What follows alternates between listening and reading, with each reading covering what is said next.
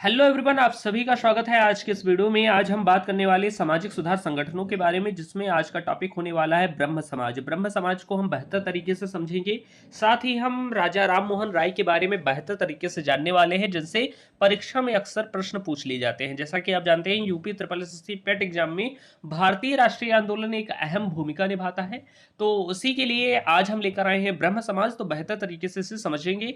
और मैं बता देता हूं, आप किसी भी एग्जाम की तैयारी कर रहे हैं, ये वीडियो आपके लिए इंपॉर्टेंट होने वाला है। तो चलिए बात करते हैं ब्रह्म समाज की। और ब्रह्म समाज की अगर मैं बात करूं तो ब्रह्म समाज की स्थापना भैया कब हुई थी? तो 1828 में राजा राम मोहन राय के द्वारा ब्रह्म समाज की स्थापना की गई थी। ये बात आपको ध्यान रखनी है। अगर मैं बात करूं ब्रह्म समाज को स्थापित करने का उद्देश्य क्या था, तो आप कहेंगे कि ब्रह्म समाज को स्थापित करने का उद्देश्य था कि धर्म में फैली हुई कुरीतियों को समाप्त करना। यानी कि इस संस्था का उद्देश्य ये था कि भारत में धर्म में फैली हुई जितनी भी कुरीतियां हैं उनको समाप्त करना। अगर मैं बात करूं राजा राम मोहन राय की, तो ये है उनकी फोटो। जब हम फोटो देख लेते हैं तो हमारे कॉन्सेप्ट अच्छे तरीके से क्लियर हो जाते हैं। तो ये ध्यान रखिएगा, यही है हमारे राजा राम मोहन राय, जिन्होंने भारत में एक महत्वपूर्ण भूमिका निभाई। इन्होंने समाज को सुधारा, साथ ही सती प्रथा का विरोध किया और उस पर रोक भी लगवाई। तो आप देखेंगे इसके इनके बारे में हम बहुत सारी चीज़ें आज की इस क्लास में जानने वाले हैं। तो चलिए बात करते हैं राजा राम मोहन राय की। और राजा राम मोहन राय को कई सारी सम्मानजनक उपाधियां आप कह सकते हैं, या कई चीज़ें के लिए ये जाने जाते हैं। यानी कि इन्हें आधुनिक भारत का प्रथम नेता भी कहा जाता है। परीक्षा में प्रश्न पूछा जा सकता है कि आधुनिक भारत का प्रथम नेता किसे कहते हैं, तो आप कहेंगे राजा राम मोहन राय को। आधुनिक भारत का जनक किसे कहते हैं? अगर कभी भी परीक्षा में ऐसा प्रश्न पूछा जाए कि आधुनिक भारत का जनक किसे कहा जाता है, तो आप कहेंगे राजा राम मोहन राय को कहते हैं। नव जागरण का अग्रदूत भी राजा राम मोहन राय को कहते हैं। इसके अतिरिक्त नए भारत का पैगंबर भी इन्हें कहा जाता है। ये बात आप ध्यान रखिएगा। राजा राम मोहन राय को भारतीय पुनर्जागरण का जनक कहते हैं। और ये one of the most important question है, अक्सर पूछा जाता है कि भारतीय पुनर्जागरण का जनक किसे कहते हैं। तो आपको ध्यान रखना है, भारतीय पुनर्जागरण का जनक राजा राम मोहन राय को कहते हैं। अगर मैं बात करूं कि भारत में समाज सुधार आंदोलन का प्रवर्तक किसे कहा जाता है, यानी कि इसकी शुरुआत सबसे पहले किसने की थी, तो राजा राम मोहन राय जी ने की थी। तो ये बात भी आप ध्यान रखेंगे। तो इतनी चीजें आपको ध्यान रखनी है इनके बारे में। ये इंपॉर्टेंट पॉइंट्स हैं जो परीक्षाओं में अक्सर पूछ ली जाते हैं। तो इतनी चीजें राजा राम मोहन राय के बारे में आपको जाननी है। और भी चीजें हम इनके बारे में जानने वाले हैं। जैसा कि इनका नाम जो है, इनके आगे राजा लगा हुआ है, तो ये कहीं के राजा नहीं थे। इन्हें एक उपाधि प्रदान की गई थी, किसके द्वारा? तो भैया आप कहेंगे मुगल सम्राट अकबर द्वितीय के द्वारा इन्हें राजा की उपाधि प्रदान की गई थी। यानी कि इनका नाम राम मोहन राय ही हुआ करता था, लेकिन अकबर द्वितीय जो कि मुगल बादशाह थे, इन्होंने इन्हें राजा की उपाधि प्रदान की थी। ये बात आप ध्यान रखेंगे। 1820 में राजा राम मोहन राय ने प्रीसेप्ट्स ऑफ जीसस नाम की पुस्तक लिखी थी। ये बात भी आप ध्यान रखेंगे।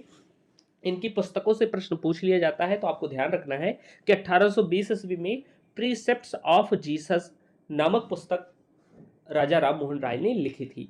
अगर मैं बात करूं तो 1829 में क्या होता है, तो आप कहेंगे कि 1829 में इन्हीं के प्रयासों के द्वारा विलियम बेंटिंग ने सती प्रथा को प्रतिबंधित करने के लिए कानून का निर्माण किया था। ये बात आप ध्यान रखेंगे। भारत में सती प्रथा को प्रतिबंधित करने का श्रेय किसको जाता है, तो आप कहेंगे राजा राम मोहन राय को ही जाता है, क्योंकि इन्होंने ही इसे प्रतिबंधित कराने के लिए बहुत सारे प्रयास किए थे, आंदोलन किए थे, जिसके पश्चात अंग्रेजों ने इनकी बात सुनी थी और फिर सती प्रथा को रोकने के लिए कानून भी बनाए थे। तो ये बात आपको ध्यान रखनी है।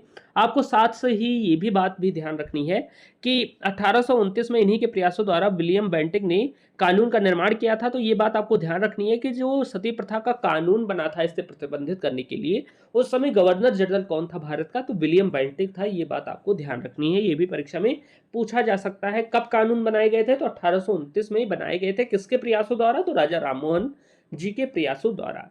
अगर मैं बात करूं भैया, तो इन्होंने संवाद कौमुदी पत्रिका के माध्यम से राजा राम मोहन राय ने सती प्रथा का विरोध किया और लोगों को जागरूक किया था, यानी भारतीय जनता को जागरूक किया था। ये बात 2 बार लिख गई है, तो उसके लिए माफी चाहूंगा। अगर मैं बात करूं संवाद कौमुदी पत्रिका की, तो यहां से भी प्रश्न बन सकते हैं। संवाद कौमुदी पत्रिका जो है, इसके संपादक राजा राम मोहन राय जी ही थे। तो ये बात आपको ध्यान रखनी है। इसके बाद मैं बात करूं तो राजा राम मोहन राय से एक और इम्पॉर्टेंट प्रश्न पूछा जाता है कि राजा राम मोहन राय क्या थे? कि एक ऐश्वर्यवाद के समर्थक थे। तो ये बात आप ध्यान रखेंगे कि राजा राम मोहन राय ने एक पुस्तक लिखी थी जिसका नाम था तोहफात उल मुहद्दीन। क्या नाम था?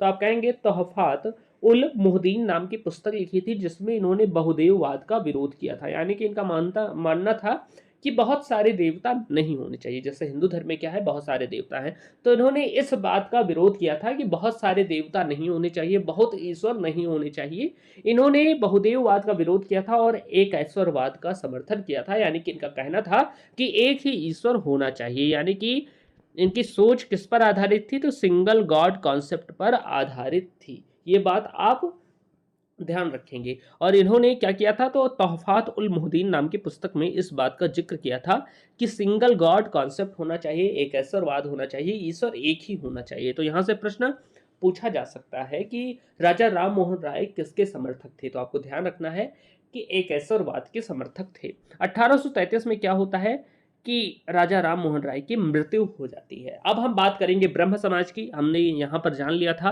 कि ब्रह्म समाज 1828 में राजा राम मोहन राय के द्वारा स्थापित हुआ था। ये बात हमने क्या की थी कि जान ली थी शुरुआत में ही। अब हम ब्रह्म समाज पर आते हैं, क्योंकि राजा राम मोहन राय के बारे में हमने उपयुक्त चीजें जान ली है जो परीक्षाओं में पूछी जाती हैं। तो अगर मैं बात करूं तो राजा राम मोहन राय के दो शिष्य थे भैया। कौन कौन से शिष्य थे, तो राजा राम मोहन राय के दो शिष्य थे। एक थे देवेंद्र नाथ टैगोर, एक थे केशव चंद्र सेन। वैसे तो बहुत सारे शिष्य थे इनके, लेकिन प्रमुख अगर मैं बात करूं ब्रह्म समाज के पॉइंट ऑफ व्यू से, तो राजा राम मोहन राय के शिष्य कौन कौन से थे, तो आप कहेंगे देवेंद्र नाथ टैगोर और केशव चंद्र सेन। और इनकी ही महत्वपूर्ण भूमिका होगी ब्रह्म समाज को आगे बढ़ाने में, यानी कि इस संस्था को आगे बढ़ाने में।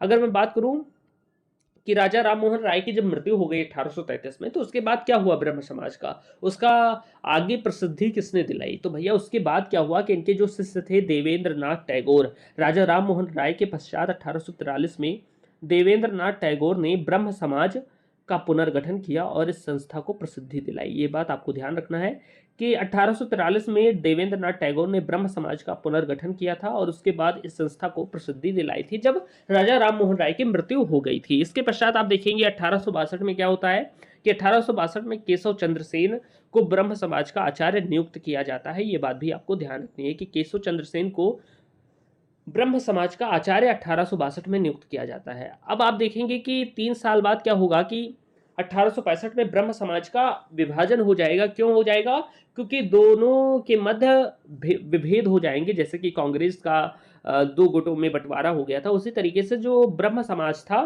उनका भी बंटवारा हो गया। क्यों हो गया, क्योंकि जो देवेंद्र नाथ टैगोर थे और केशव चंद्र सेन थे, इनके जो विचार थे वो अलग अलग हो गए, मैच नहीं कर रहे थे, तो इन्होंने संस्था को ही 2 भागों में बांट लिया। तो 1865 में आप ध्यान रखेंगे कि ब्रह्म समाज का विभाजन हुआ और ब्रह्म समाज का विभाजन होकर ब्रह्म समाज जो था वो 2 भागों में विभक्त हो गया। एक तो था आदि ब्रह्म समाज और एक था भारतीय ब्रह्म समाज। ये बात आपको ध्यान रखनी है कि एक तो बना भैया आदि ब्रह्म समाज और एक बना भारतीय ब्रह्म समाज। अगर मैं बात करूं आदि ब्रह्म समाज की, तो इसके जो प्रमुख थे वो थे देवेंद्र नाथ टैगोर, और भारतीय ब्रह्म समाज के संस्थापक कौन थे, या आप कह सकते हैं प्रमुख कौन थे, तो ये थे केशव चंद्र सेन। यानी कि ब्रह्म समाज 2 भागों में टूट गया। ये बात आपको ध्यान रखनी है। 1865 में जो राजा राम मोहन राय के 2 शिष्य थे उन्होंने ही इसे विभाजित कर दिया, यानी विभाजन कर लिया, क्योंकि दोनों के विचार सेम मेल नहीं खा रहे थे। ऐसा हो सकता है कि हमेशा आपके विचार दूसरों से ना मिले, तो इस स्थिति में क्या होता है कि अलग ही होना बेहतर होता है। तो उसी तरीके से ब्रह्म समाज 2 भागों में विभाजित हो गया। अब आप देखेंगे इसके पश्चात दूसरा विभाजन भी होगा ब्रह्म समाज का। ये बात भी आप ध्यान रखेंगे। 1878 में क्या होगा कि एक व्यक्ति थे जिनका नाम था आनंद मोहन बोस। इन्होंने एक और विभाजन किया था ब्रह्म समाज का, और इन्होंने साधारण ब्रह्म समाज की स्थापना की थी। यानी कि एक तो बना आदि ब्रह्म समाज, एक बना भारतीय ब्रह्म समाज। उसके पश्चात क्या हुआ कि 1878 में एक विभाजन और हुआ 1878 ईस्वी में, और ये ब्रह्म समाज का दूसरा विभाजन था। ये विभाजन आनंद मोहन बोस के द्वारा किया गया और इन्होंने साधारण ब्रह्म समाज की स्थापना की थी। परीक्षा में पूछा जा सकता है कि साधारण ब्रह्म समाज की स्थापना किसने की, तो आपको ध्यान रखना है आनंद मोहन बोस ने की थी 1878 में। आदि ब्रह्म समाज की स्थापना किसने की थी, तो देवेंद्र नाथ टैगोर ने की थी। भारतीय ब्रह्म समाज की स्थापना किसने की थी, तो केशव चंद्र सेन ने की थी। इतनी बातें आपको ध्यान रखनी है। अगर मैं बात करूं कि जो देवेंद्र नाथ टैगोर जी थे, ये बंगाल वाले साइड में ज्यादा प्रसिद्धि दिलाई थी इन्होंने ब्रह्म समाज को, लेकिन ब्रह्म समाज को उत्तर भारत में प्रसिद्धि दिलाने वाला कौन था भैया, तो वो था केशव चंद्र सेन। ये बात आपको ध्यान रखनी है कि उत्तर भारत में ब्रह्म समाज को प्रसिद्धि दिलाने का श्रेय किसको जाता है? तो केशव चंद्र सेन को जाता है, जो कि मैंने आपको बताया था कि राजा राममोहन राय के शिष्य थे और इन्होंने भारतीय ब्रह्म समाज की स्थापना भी की थी। अगर मैं बात करूं, एक और प्रश्न पूछ लिया जाता है, ये एक्स्ट्रा पॉइंट है जो पूछ लिए जाते हैं। एक प्रश्न पूछा जाता है कि तत्वबोधनी समाज की स्थापना किसके द्वारा की गई थी? तो आपको ध्यान रखना है कि तत्वबोधनी समाज की स्थापना 1839 ईस्वी में देवेंद्र नाथ टैगोर के द्वारा ही की गई थी, और जो कि बाद में ब्रह्म समाज में शामिल हो गया था। ब्रह्म समाज में बाद में यह शामिल हो गया था, लेकिन पहले देवेंद्र नाथ टैगोर ने तत्वबोधनी बोधनी समाज की स्थापना की थी। ये इंपॉर्टेंट प्रश्न है, पूछा जा सकता है कि तत्वबोधनी समाज की स्थापना कब हुई थी? तो 1839 में हुई थी। किसके द्वारा? तो देवेंद्र नाथ टैगोर के द्वारा की गई थी। अच्छा, कहीं कहीं देवेंद्र नाथ टैगोर को देवेंद्र नाथ ठाकुर भी लिखा रहता है, तो ये बात आपको कंफ्यूज नहीं होना है, ये दोनों एक ही व्यक्ति है, चाहे देवेंद्र नाथ ठाकुर लिखा हो चाहे देवेंद्र नाथ टैगोर लिखा हो। रीजन ये है कि अंग्रेज लोग ठाकुर कह नहीं पाते थे तो टैगोर कह देते थे, तो इसलिए प्रचलित नाम टैगोर है, लेकिन ये थे ठाकुर ही, तो ये बात आपको ध्यान रखनी है। अच्छा, जो तत्वबोधनी समाज था ये वेदों को ज्यादा मानते थे, यानी कि देवेंद्र नाथ टैगोर जी जो थे ये वेदों को ज्यादा मानते थे, ये बात भी आप ध्यान रखेंगे। तो तत्वबोधनी समाज वेदों को ज्यादा मानता था, उसके ज्ञान को महत्व देता था। तो इतनी चीजें आपको ध्यान रखनी है। आज हमने ब्रह्म समाज के बारे में, राजा राम मोहन राय के बारे में जान लिया, साथ ही तत्वबोधनी समाज के बारे में जान लिया। उम्मीद है आज की क्लास आपको पसंद आई होगी। इसका पीडीएफ लिंक मैं नीचे दे दूंगा टेलीग्राम चैनल की, वहां से आप डाउनलोड कर लीजिएगा। मिलते हैं अगले वीडियो में, धन्यवाद।